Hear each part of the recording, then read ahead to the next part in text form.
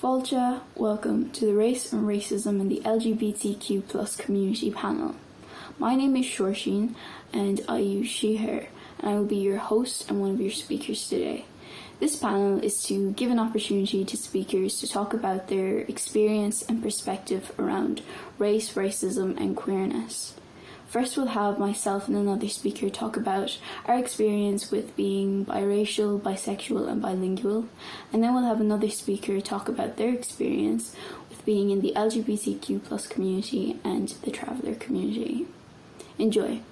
Hi, my name is Irina Fernandes Lopes. I use she, her pronouns as well. So we're going to go through all the speakers and each of us can talk about our background and our experience with race and racism and queerness. So I'll go first. I usually, when I talk in these panels, I usually talk about my experience as somebody who's biracial, bisexual and bilingual, because I feel like those three things kind of connect with each other, and there are overlapping issues with them and overlapping kind of similarities, and my experiences are like very similar with each of them, and they all cause me to have an identity crisis, so that's probably the biggest similarity. But yeah, so I was born in Ireland, born and raised in Ireland in the most Irish location ever. It was in a Gaeltacht. It was an Irish-speaking area. There's a lot of traditional Irish culture, a lot of traditional Irish music, and the kind of the culture life on the bog, all that kind of stuff. But I was raised by an Irish mother who's from the area and a father who's from Thailand. And of course, being in a really rural area in Ireland, we were the only kind of Asian Irish family there, or biracial family, or it's different kind of family that was in the area. But we were never treated very differently there. Like, people were, I think the fact that people were had such a good connection with Irish culture there, they were very interested in learning about Thai culture. So they were very welcoming to it. And it wasn't until I started to go outside the village or outside the Gaeltacht that I started to have my kind of first few experiences with racism. And that happened when I started to play sport, because with sport, when you're on a football team, you go to away games. And when I started to go to away games, the other teams would question why there was an Asian girl on the other team. And they'd one particular memory that always comes to mind when I think of this, it was when I had an away game. And I was on the football pitch ready to play. I was very nervous. I think it might have been like my first away game.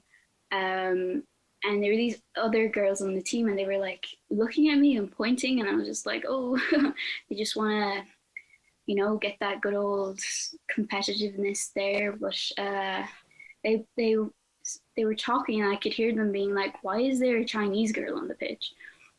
And my teammate went up to them and she was like, she's not Chinese, she's Thai, which was very endearing. That was her like way of kind of dealing with the fact that I was experiencing racism, and it was very sweet.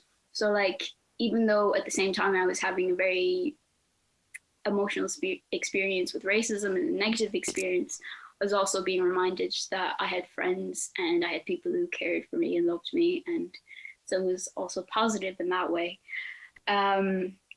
My life, or my kind of coming out story isn't really a coming out story. I didn't really think about my sexuality that much growing up as a teen. I think a lot of people start to like think about it more in their teenage years, but I'm demisexual, so there was just kind of like, there was nobody I had any like proper emotional connection with in the place that I live. So I never kind of considered romance or sexuality really. I always knew that there was something. I was like, I'm definitely not straight anyway, but we'll leave that to the side.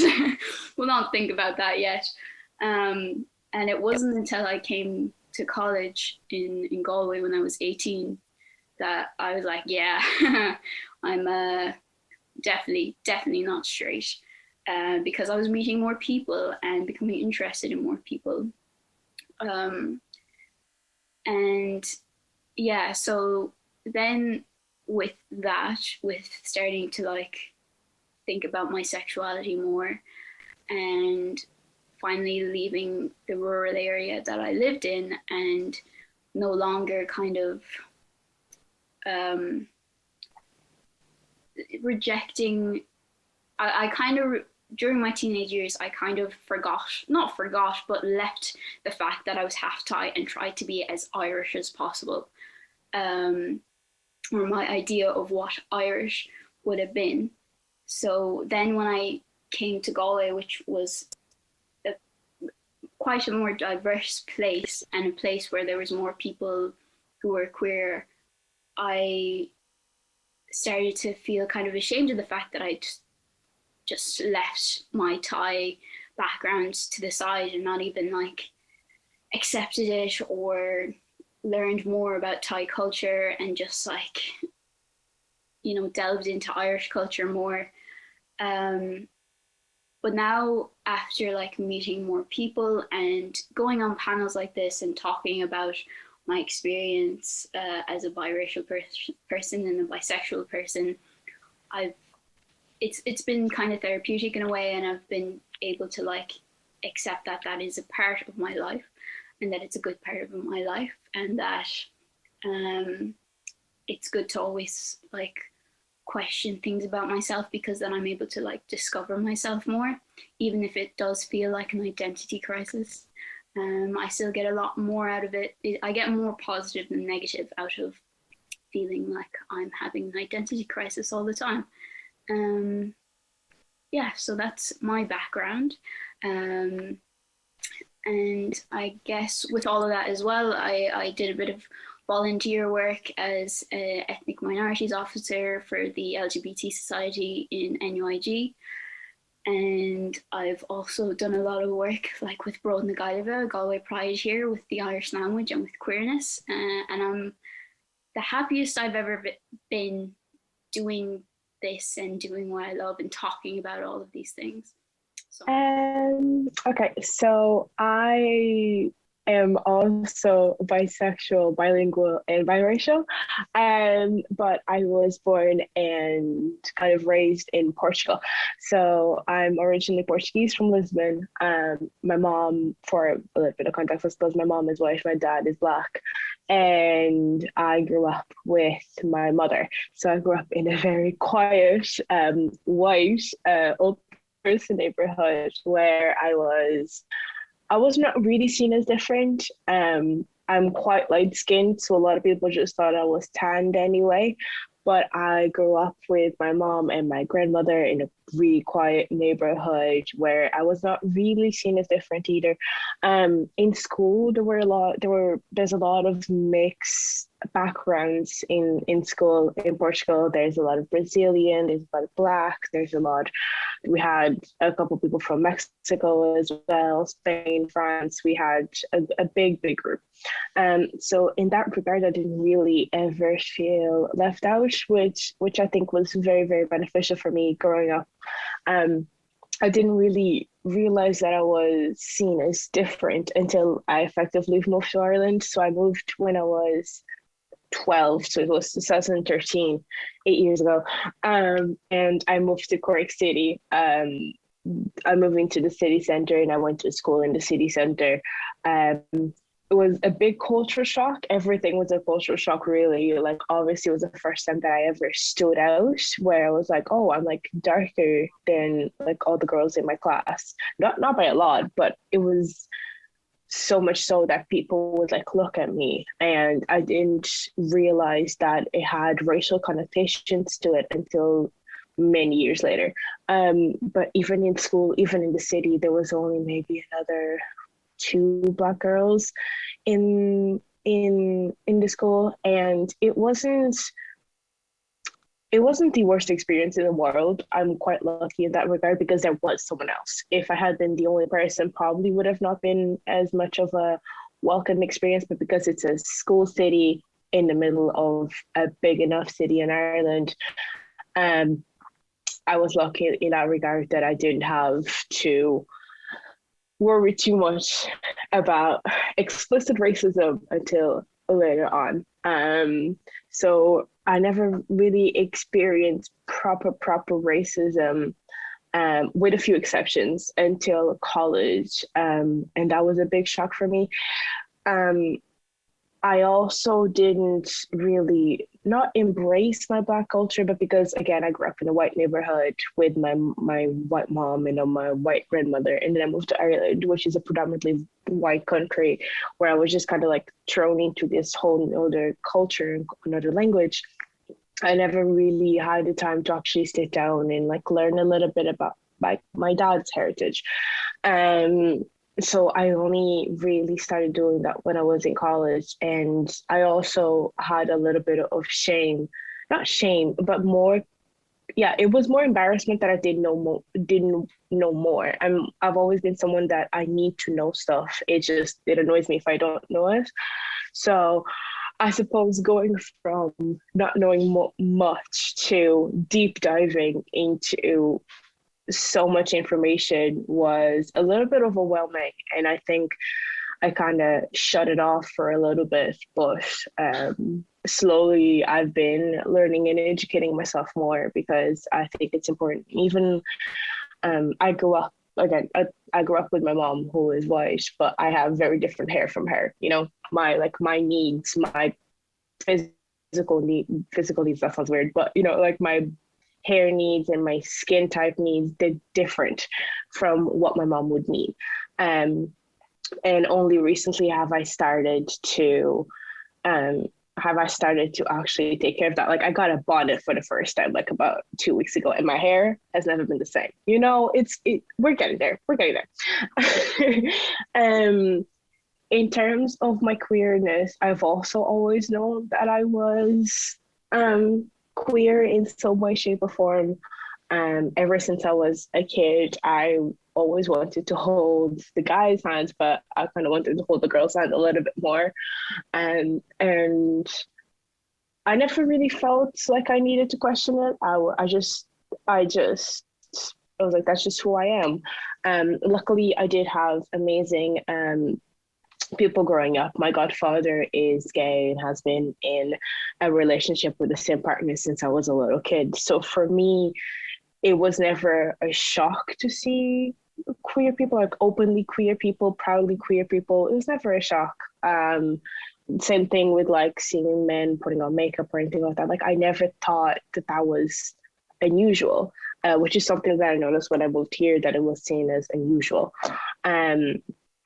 So in that regard, I've always had quite a welcoming community as part of my family, which I'm quite thankful for. But I didn't really start coming out, I suppose, until I was in college, because I just didn't see the need to.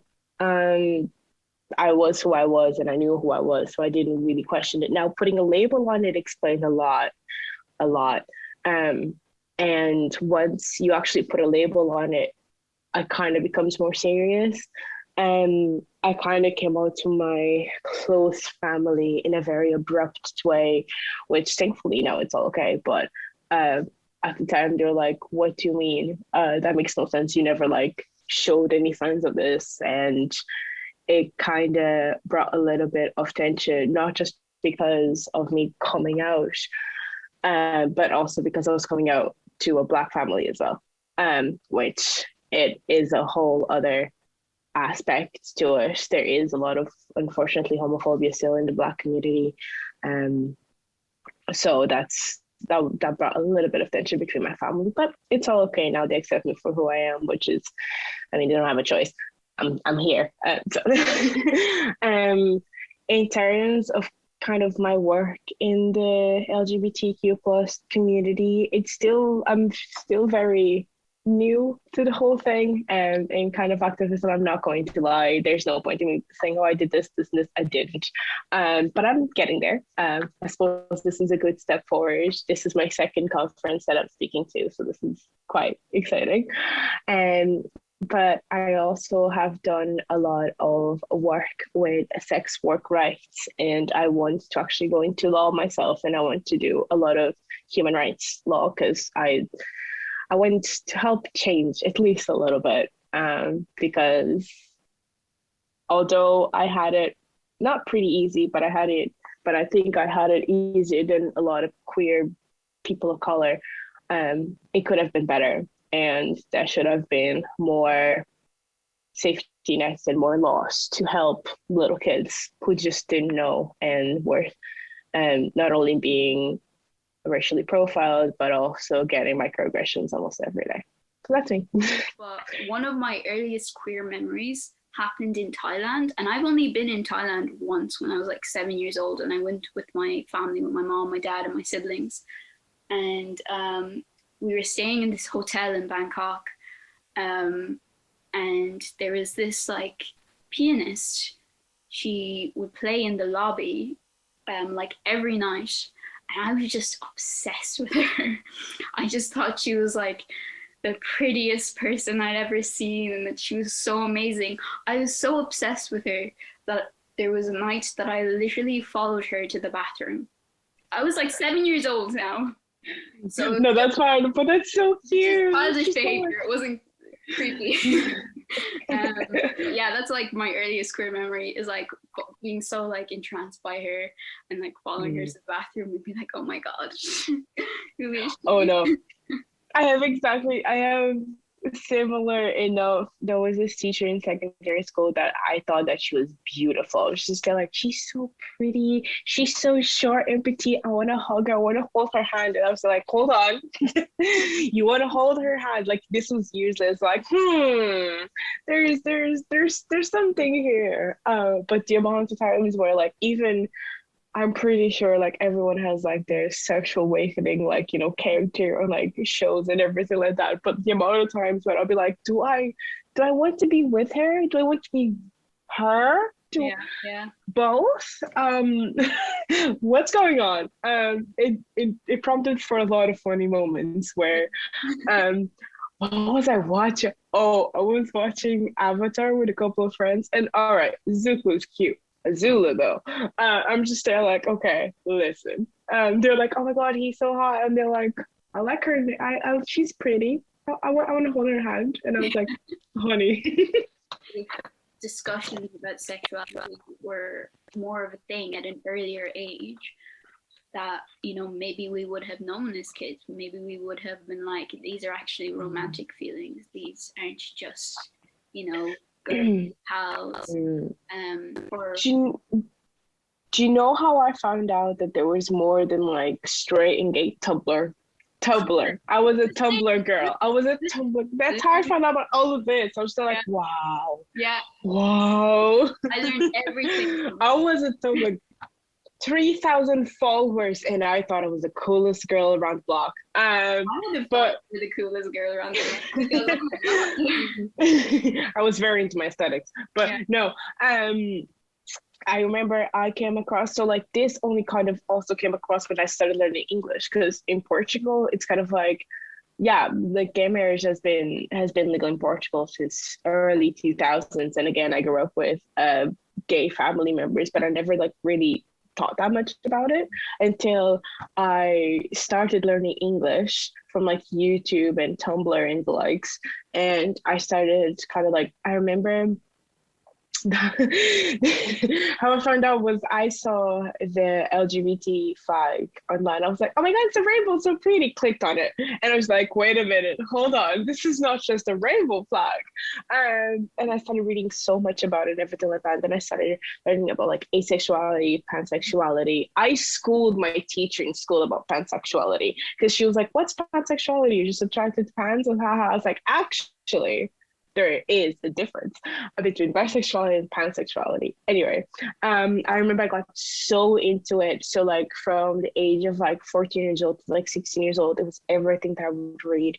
I was so mesmerized by it, I suppose, because I was like, I have like, there's options. Like people are just like, people can just not decide, but like, you know, like people can discover who they are and stuff like that. And I suppose that's like one of the beauties of the internet. But as I learned more and more English, I was like, why I'm a bisexual. This makes sense. This makes a lot of sense. So in a way, sometimes I question if I hadn't moved countries, like would I have ever like found out what it like to know properly? Because there was also like the whole thing. I don't know if this happens in Thai as well, but like in Portuguese, the they them pronouns don't really exist because it's still gendered.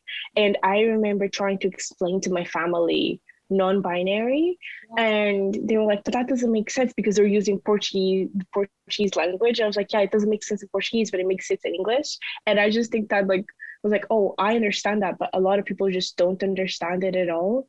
And I think it was such a blessing in disguise that I moved like to Ireland, and I saw it as a disadvantage at the time, being like, oh my God, I'm being forced. Like I thought I was going to have to learn Irish. I was quite happy when I had just learn English, because I cannot handle 3 languages at the same time learning. Now I'm fine, but before I was like, oh my God, it's so much going on. I think it was such a blessing in disguise that I had to actually move to Ireland, and I learned all of these things through English because I'm such a different person that I would have been if I was back in Portugal. I don't know if that's just a random thought that came into my brain. Sorry. Things that I like causes me kind of like feeling sad about how little I know about the Thai side of me is I don't know any Thai really at all, but I'm like fluent in Irish, which like validates me and invalidates me at the same time, where I'm like, you know, and I hope, you know, someday that I will take the time to actually learn Thai, but it is interesting to like look at languages and how accessible they are to queer people, and how much like only recently there was a dictionary made that focused on translations for queer language and queer identities and sexualities. Like a couple of years ago it came out. And it was important because like then people who spoke Irish could like talk about their identities and sexualities in their native language, but also because of legislation reasons, because with Irish legislations they have to be in both English and Irish. So if there were ones for that were specifically to do with the queer community, you need those words, you need like translations for queer words into Irish so that they could be like written into law basically. So basically I only know Portuguese and English. Like my dad speaks Creole with his family, and I don't know it at all, so I kind of understand where you're coming from, and like not knowing Thai or anything like that. And I can only like, I wish I had known it, but it's something that I just never had the opportunity to learn because I grew up with my mom and we moved to Ireland, which it's sad kind of because I'm losing part of my heritage, part of what makes me unique. But yeah, it's a little bit sad when people are like, oh, so like can you speak an African language? I'm like, no, just the language of the colonizing Portuguese. Unfortunately. it's so depressing. Like when you actually think about it, it's so depressing. You're like, oh my God, okay. It's interesting as well that like say if it wasn't our mothers that we were closest to, or that we were like kind of spent most of our lives with, that we'd actually, you know, how different our lives would be in terms of like how much culture we know. Like I'm so based in Irish culture and Irish language because I spent most of my life being raised or being closer to my mother. But if I was closer to my dad, well, actually, my dad was he moved to England when he was very young, when he was like 6 years old. So he was basically whitewashed by England. He changed, his name was like changed. That's why I have an English surname. It's because he changed his first name and his surname in English first name and surname. So even if I was closer to my dad, I probably wouldn't even know. I think, see, my dad moved to Portugal when he was quite small. I think it was just after Cape Verde got its independence from Portugal. So they were like, we're just gonna go move to Portugal because it has better life prospects. But my my dad's family are effectively from the ghetto of Lisbon. But like the culture, like the community there is so tight. Do you know what I mean? Like I went there and like I did not like I would be considered kind of white going there because I'm so light skinned, and I have such different mannerisms because I grew up in a white neighborhood. But I go there and people just recognize me. They've seen me like twice in their life, but they recognize me straight away. The community is amazing. Now, I probably wouldn't have had as many opportunities as I've had being in Ireland, unfortunately. But I do wonder sometimes, like if I had just stayed in Portugal, because like my parents have always been separated. So whenever I was a kid, I was like, I'm gonna live with dad. I don't like you anymore. But I never actually moved in with my dad. I always wondered what would have happened if, like, how different would I have been? Yeah. Like, would I've still been in Portugal? Would I've been had gone to school in Africa? You know, I always wondered that it's like the little choices in life actually have an impact in your future. Wow. But I do wish that part of me had spent more time with my Black family effectively, because I wish I could have, like, the food is amazing. I miss the food so much, and I'm pretty sure if I had spent more time with them, I would have picked up the language. But unfortunately, it just wasn't the case. But I hope to go back at one stage and just spend as much time as possible with my grandmother, because that woman is a powerhouse. Just a powerhouse. I don't know. It's little things, I suppose. Yeah. It's crazy to think about that. Like,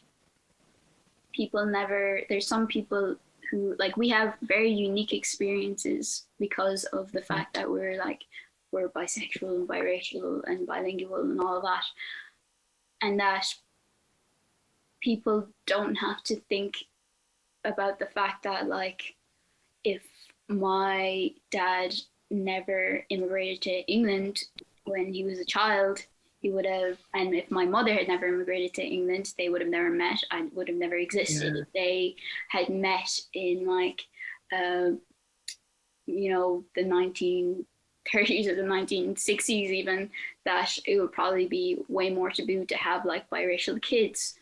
Or they wouldn't even have kids together because they were from different races. And that kind of stuff is what, like, causes me to have a bit of an existential crisis. I'm like, I exist. You know? Yeah, literally exactly the same. My mom was originally also born in Africa. My grandparents moved to Angola when they were young, met there, had a kid there, my mom, and then moved back when Angola went, unfortunately, into civil war. So my mom she moved up north where my grandmother is from originally, and then they moved back to Lisbon. All of these little things led to my parents meeting. But, like, if my parents hadn't come back from the north, if my dad hadn't immigrated to Portugal, like, I call myself the product of colonization, and it makes everyone very uncomfortable when I'm just there, like, think about it though. Like, I would have not existed, or, like, I would have probably had a very, very unfortunate ending if this was, like, 50, 60 years ago. So it's amazing that there's, like, all these changes coming out, and, like, I came out and I'm still like, yeah, I'm bisexual, deal with it. Like, if I had existed back when my mom was a kid, I would have had a very rough childhood, let me tell you that much, because I am loud, I am proud, and that would have just not been a thing. I would have unfortunately been shunned. And it still happens to this day. Like, sometimes people are like, oh no, you're just confused, like you have a boyfriend, like, what the hell? And they're like, that doesn't take away my queerness, that doesn't take away anything. I've been the same, where I've been in actual kind of queer spaces. Like, a lot of the queer spaces in Galway are excellent and have such, like, are so diverse in terms of like race and sexuality and identity. So it's great, and I usually don't feel out of place. There's plenty of bisexual people and all that. But it's usually when I'm in like a kind of party gay scenes where there's an issue, because like, you know, a lot of people when they're out, they that's when they pursue people romantically or whatever. You go off for a little kiss or whatever.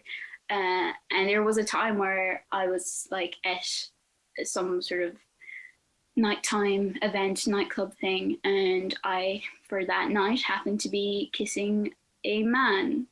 And somebody was like, "Who let the straights in?"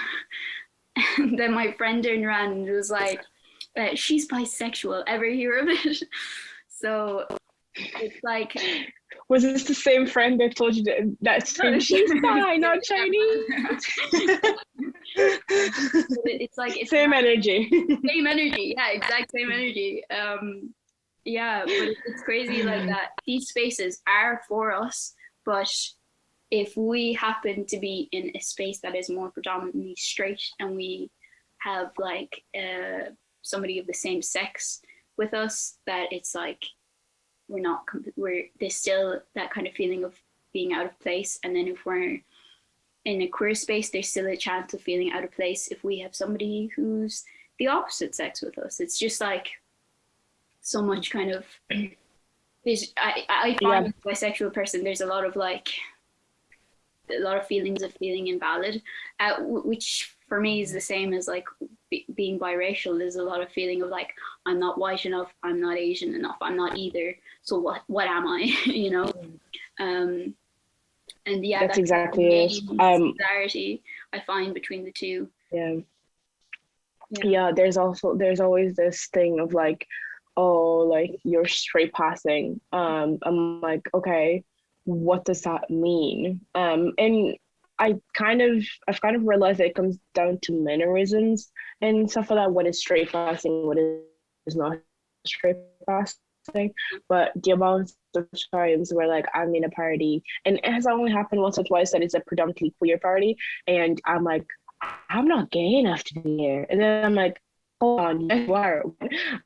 Or even like when I'm then in a predominantly like straight party, then like, not that I act straight, but I notice my mannerisms changing.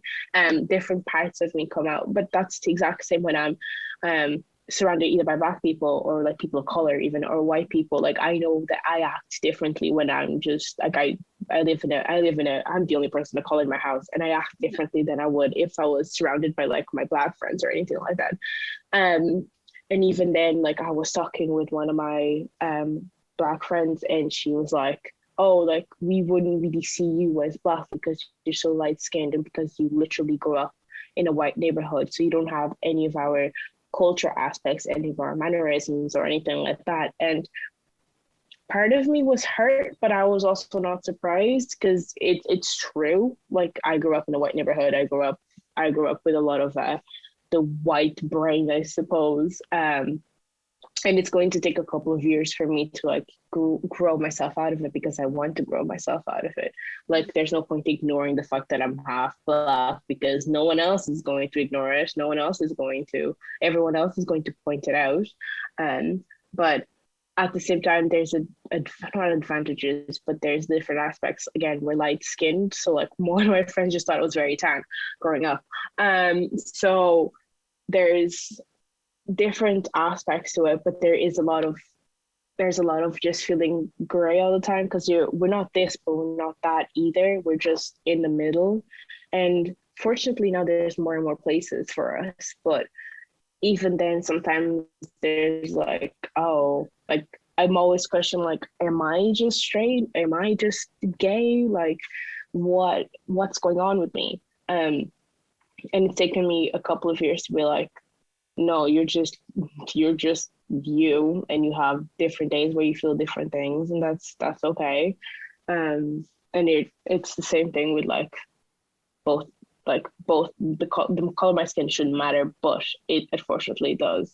But it in both aspects, it's just like you're in the middle. You're just in the middle, and you get to enjoy Best of both worlds. I've never gotten a sunburn in my life. I don't know what sunburn is. I've never got a heat stroke in my life. I am straight vibing whenever we go to the beach. Like, oh, do you want factor 50? I'm like, I'll do the 20 and I'll be fine. And even then, sometimes I'm like, nah, it's fine. Like, like, Yeah, we're just in the middle. Sunburned was in Thailand when I was 7 years old. So it still happens, but it has to be an extreme.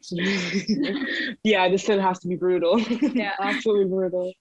What are good sources that we would suggest to people who'd like to inform themselves more on being aware of race and racism in the community? Because this panel, of course, is a great source of information. It gives us a platform to speak about our experiences.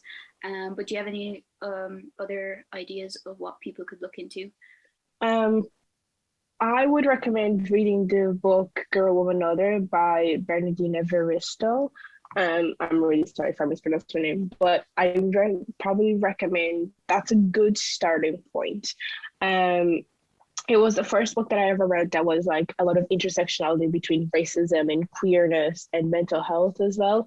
It focuses on Black women and Black non-binary people. Mm-hmm. And I think like it offers you such a good insight in a beautifully written way. It's a hard book to get through. I won't lie. Like it took me a while to get through because there was a lot of things going on at the same time, and it was my first time kind of exposed to certain topics being spoken in certain ways. But it's a very, very good book, especially if you still want the queerness aspect to it while still addressing race. Yeah, that's a good book. I would probably recommend.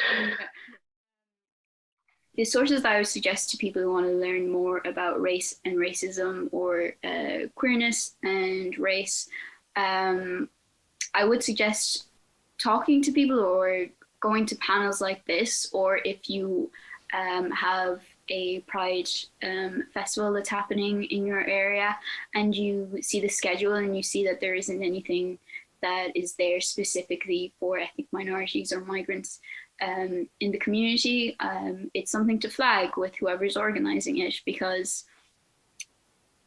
it isn't, we as people who are in these communities do have like the opportunity to stand up and say we need these spaces, but it's a lot of work, and it would be nice to have allies stand up and say that too.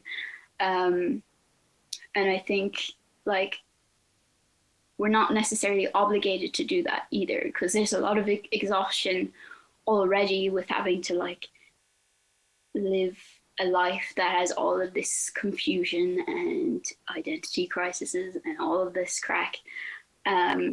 So just be an ally is the main thing. Listen to the people who are comfortable talking about their experience. Search for this information. Google is a great place. Authors and books, like you just suggested as well, are a great place to learn more about it. But never assume you know everything, because I think a lot of people like to play the game of who is the most informed and aware, and nobody is ever the most informed or aware. We're always learning and we won't stop learning. So just always question how much you know. And if somebody of this community tells you that there's an issue or that there's a problem or that there should be more discussions on this in regards to race and racism or in queerness, you should listen to those people. So that's what I would say. That's what I would suggest to people who like more information and stuff. Hello, my name is John Ward. I'm 25 years of age and I live in Ardee in County Louth. I'm an Irish gay traveller. Pronouns, I don't use them, but if you wanted to refer to me in such a way, it would be he, him. And I'm honoured to get to speak to you today in this short documentary about experiences that I have faced, such as about being gay, being an Irish gay traveller, being discriminated by LGBT plus people from the settled community, being discriminated by settled people for being a traveller, for being gay, and also being discriminated by other travellers because I'm a gay traveller. So yeah, so this is a short aspect of my life story. So I mainly grew up the first 12 years of my life from like caravan into a house and then back to a caravan into a house and like a mobile home, that sort of situation for the first 12 years of my life. And then when I turned 12, we moved into a house here in Ardee in County Louth. It's a beautiful Ardee. But yes, anyways, when I moved here to Ardee, I started school here and I was bullied severely for being a traveller. So that was in primary and secondary school. Secondary school, the bullying got worse. It got really, really bad because I was a traveller and also people were assuming that I was gay. But of course I was. I knew I was, but no one else knew. But yeah, the bullying was really bad in primary school and secondary school. It got worse. It got worse to the point that at the age of 15, I attempted suicide for the first time, and I was in hospital for 2 weeks because of that. And so, yeah, yeah, bullying is a really difficult thing to go through, especially when you're so young, when you're really, really young, and you're trying to figure out who you are, and people are bullying you and judging you and calling you all sorts when you're just trying to really figure out who you are as yourself, you know. But yeah, at 15 I attempted suicide due to the bullying, due to the people of, I can't mention any names, or I'm not mentioning the school, but people will know which schools I attended, and probably some people who was watching this, they'll know that they bullied me. But you know what? That's the past. It's the past. And the past is in the past. And I just hope that they've grown up to be better people. So, anyways, let's move along now. I came out to my parents when I was around 16 or 17, one of those ages. And my parents were very accepting about it. They were very, very accepting about it. And I found that shocking because we're travellers, you know. Traveller culture is very different when you come out as gay. But my parents said to me that they always knew. They were just waiting for me to come out and stuff. And so my parents were very accepting, and my family were very accepting, so I was really, really lucky. One of the lucky few, I guess, because I know for many other travellers, they kind of get kicked out of the door, or they're kind of given a plane ticket away, or a boat ticket to a different country, that sort of situations, because stuff like that does actually happen. Being gay around straight travellers is very difficult because they automatically assume that you're into them, when in reality you're not actually into them at all. So it is really kind of difficult, that sort of stereotypical views and stuff like that. But you can also get travellers who do call you homophobic words, and that is disgusting because travellers have grown up all their lives being discriminated against by settled people, and then they go along and discriminate against their own community just because they're gay. So to me that's just hypocritical. It's highly hypocritical. Being an Irish gay traveller around the settled community, LGBT plus community, is the one I'm referring to, is also kind of difficult because you will get people that will refuse to go on a date with you just because you're a traveller. And once again, I find that highly hypocritical because gays for so long, LGBT plus community, were discriminated against and are still being discriminated against. And because you're a traveller, they're like, no, I don't want to date you.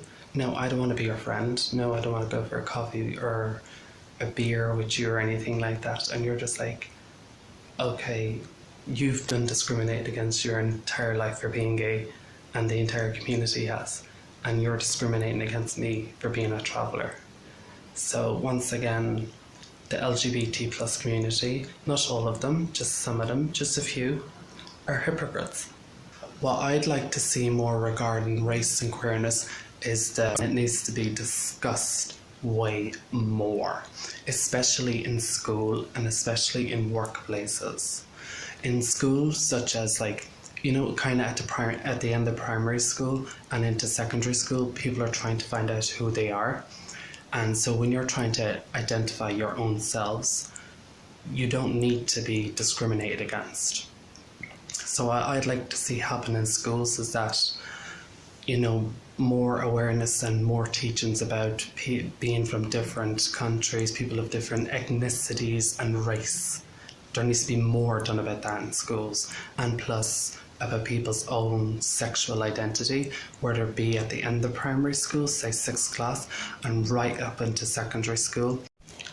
LGBT plus community, that needs to be taught more in schools, and maybe even at the end of primary schools, because a lot of people know from such a young age that they are a member of the LGBT plus community. And so in workplaces as well, there needs to be more done about ending discrimination. I'm a traveller, when I go into places, there are times that I am followed around because the shopkeepers or the security thinks that I'm going to rob the place. If I'm in Dublin, it happens. It doesn't happen here in RD, but it happens in other towns that I go to.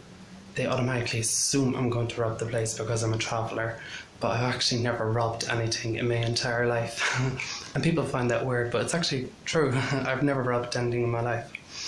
But yeah, there needs to be more done to stop racism altogether. Resources such as the INRA, the Irish Network Against Racism. That's one. And then there's another one, DORAS, DORAS, and they protect and promote human rights. Those are two organisations at which you can look up and find help and resources about discrimination and racism. Also, if you're a traveller, there's Pave Point and the Irish Traveller Movement. The biggest inspiration to me in my life will be my family.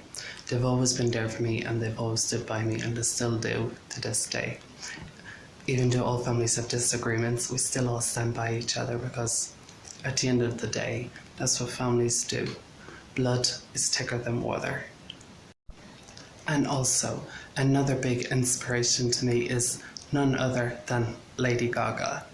She grew up in life and she was bullied in school. She was thrown in trash bins for being different, but for being, the weirdo out of everybody. She was so bullied, and she turned all of that into art and creativity and stuff like that. And she created songs about it, such as Born This Way. And Born This Way is the reason why I chose to come out, because that album saved my life. And that's why Lady Gaga is my biggest inspiration also, because I was born this way. Buíochas mór, a big thank you to our speakers for sharing their experiences with us on this panel. Panels like this are very important, so please make it a priority to watch them and to share them with your friends. Gur míle maith agah.